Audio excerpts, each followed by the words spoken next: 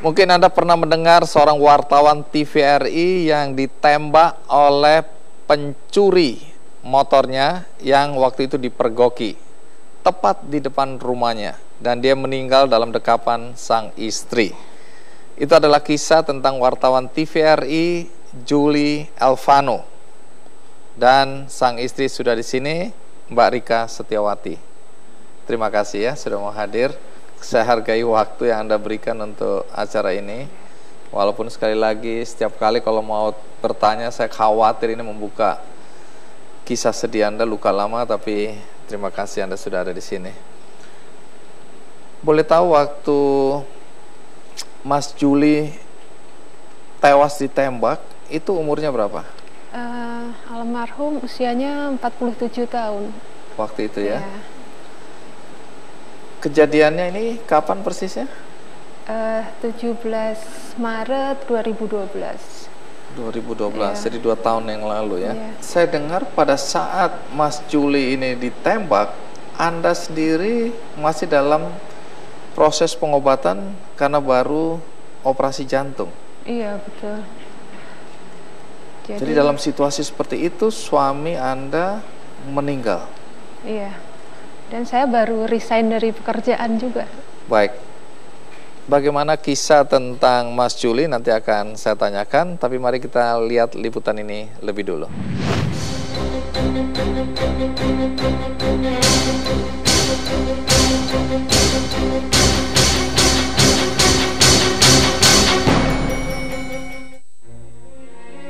Kebahagiaan sejati adalah bisa menjalani hidup bersama orang-orang yang kita kasihi. Tapi bagaimana jika kita dihadapkan pada kenyataan hidup, orang yang kita sayangi harus meninggalkan kita secara mendadak? Hal inilah dialami oleh Rika Setiawati, suami tercinta Julie Elvano, tewas akibat peristiwa yang tragis. Sang suami ditembak oleh pencuri yang hendak mencuri motor di depan rumahnya.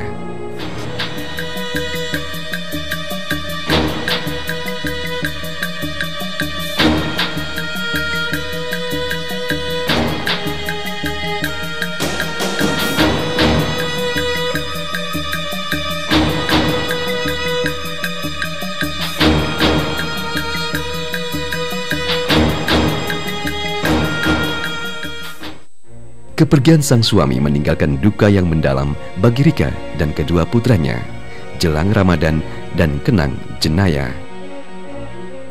Semasa hidup, Julie Elvano yang berprofesi sebagai kameramen di TVRI ini dikenal sebagai sosok ayah yang tegas dan disiplin, namun tetap penuh canda dan tawa. Kini, 2 tahun pasca kepergiannya, Rika harus menjalani hidupnya sebagai single parent dan menjadi tulang punggung keluarga.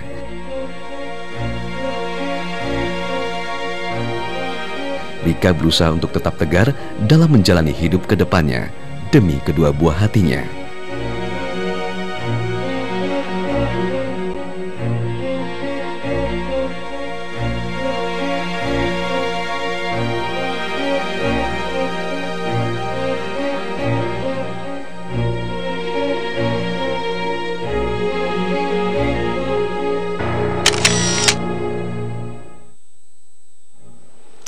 Jadi apa sebenarnya yang terjadi hari itu? Sebenarnya siang itu saya setelah makan siang dengan dia, karena dia dinas malam, itu kerjanya seminggu itu, dia ngajak makan siang sama-sama. Kita pergi naik motor, makan siang, terus balik. Dia bilang dia mau beli aki karena mobil mogok, jadi dia mau beli aki keluar. Setelah dia sholat, dia pamit, dia bilang mau pergi dulu gitu. Terus dia minta, dia mau pakai motor. Kebetulan waktu itu ada 2 motor parkir di rumah, yang satu motor teman anak saya, Pak. Nah, terus dia buka kap mobil, mungkin dia mau cek jenis akinya gitu, Pak. Kita semua udah ada di dalam rumah. Nah, nggak lama tiba-tiba ada suara, "Kenang, tolong," dia bilang gitu. Terus ada suara letusan, cuma kita nggak tahu kalau itu suara pistol, karena mungkin kita sih ngiranya kayak suara knalpot motor yang kenceng aja gitu. Jadi ya saya masih santai juga, tapi habis itu Kenang keluar, dia baru teriak-teriak, "Mama, papa jatuh, mama, papa jatuh." Saya keluar, Saya lihat dia jatuh sih, cuma saya masih belum nyangka kalau kena luka tembak. Jadi saya masih lari-larian panik, saya manggil tetangga minta tolong. Saya masih lari ke sana sini karena sepi suasana waktu itu. Pada saat itu Mas Juli nggak mengucapkan sesuatu? Sudah nggak sadar dia, sudah nggak ini. Jadi sama sekali tidak ada sesuatu yang disampaikan? Tidak ada. Sudah nggak. Tapi menurut keyakinan Anda waktu itu Mas Juli udah meninggal atau masih hidup? Saya sempat lihat, saya berharap masih hidup. Cuma saya sempat lihat ada 2 nafas tersenggal dia gitu, Pak. Jadi setelah sekian hari saya sadar, oh berarti itu adalah nafas terakhir dia. Benernya yang itu saya sesalin juga karena kenapa saat itu saya nggak nuntun dia, saya nggak ngajak komunikasi dia apapun gitu. Jadi saya cuma nangis, cuma saya peluk aja gitu. Jadi motifnya apa? Kalau saya percaya pencurian motor emang kriminalitas. Semata-mata kriminal itu ya? Iya. Pelakunya sudah tertangkap atau belum? Pelakunya 2 orang, yang eksekutornya udah meninggal juga karena tertembak juga, ditembak polisi. Yang satu yang bawa motornya udah divonis 7 tahun. Sempat bertemu dengan pembunuh suami Anda? Sempat, waktu bertemu secara sengaja atau rekonstruksi atau? Secara sengaja. Secara sengaja maksudnya apa? Karena saya hadir di setiap sidang, saya datang, terus pelaku sempat ketemu saya dan dia minta maaf gitu. Waktu pelaku meminta maaf, apa yang Anda rasakan? Saya benernya saat itu saya marah, saya sangat marah sama dia karena saya ngerasa kamu nggak sadarin kalau ini menghancurkan satu keluarga gitu, dan kamu enteng untuk bilang maaf Bu, saya nggak tahu kalau dia itu kan apa ya, gampangin sekali gitu untuk ini menghancurkan hidup seseorang gitu. Sebelum tertembak, saya dengar Mas Juli baru pulang dari liputan di luar negeri ya? Iya. Dari mana? Dari Arab. Dan katanya semasa di Arab sempat dia berdoa gitu ya. Pertama doa untuk anaknya. Agar apa? Benernya waktu itu kan jelang juga anak saya yang besar lagi lulus SMA. Jadi dia pengen daftar di Prasetya Mulia. Ya pengennya kita sih dia diterima di sana gitu. Itu doa Mas Juli waktu di Arab sana, waktu umroh ya? Waktu umroh. Nah pulangnya dia membawa sesuatu, kata apa yang dibawa? Waktu pulang dia bawa kain ihram, itu 2 lembar. Jadi dia sempat bilang ke saya waktu pulang, Mah ini kalau kain ihram ini disimpan ya, kalau saya meninggal ini buat kain kafan saya, dia bilang gitu. Sampai di situ ada firasat tidak? Benernya saya nggak merasa itu firasat karena saya masih berpikir dia bercanda. Soalnya yang pernah dia umroh yang sebelumnya waktu dia dinas, dia pulang bawa kain ihram. Cuma karena saya nggak tahu, saya saya mualaf, jadi saya nggak tahu itu kain apa waktu itu, udah lama.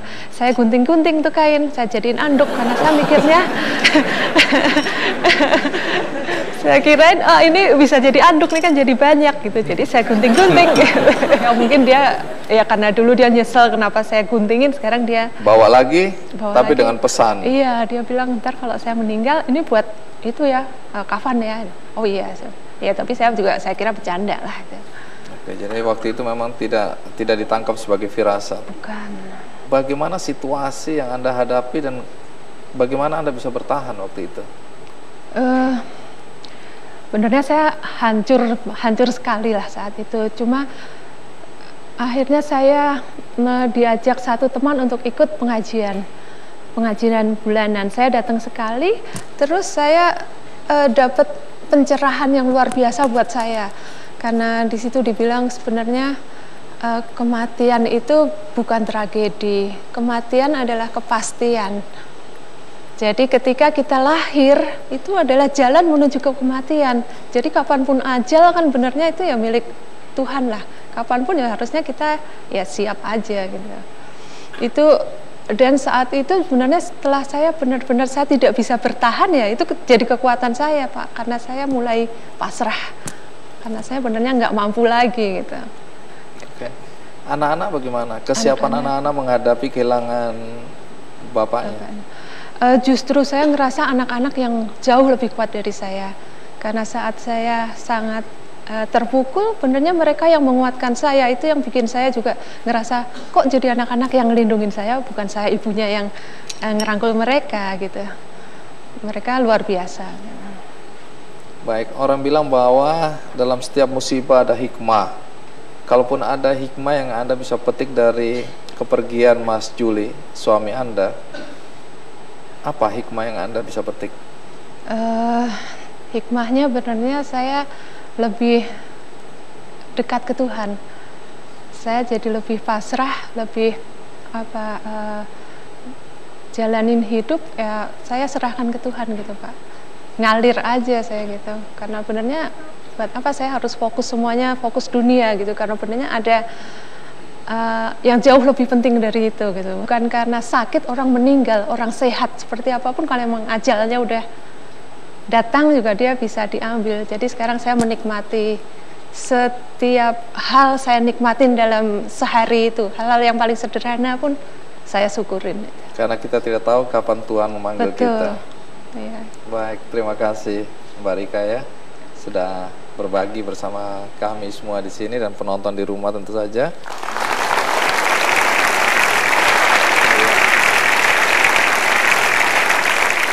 Pembunuhnya orang yang dikenal ya? Benar. Siapa itu? Mantan pacar saya.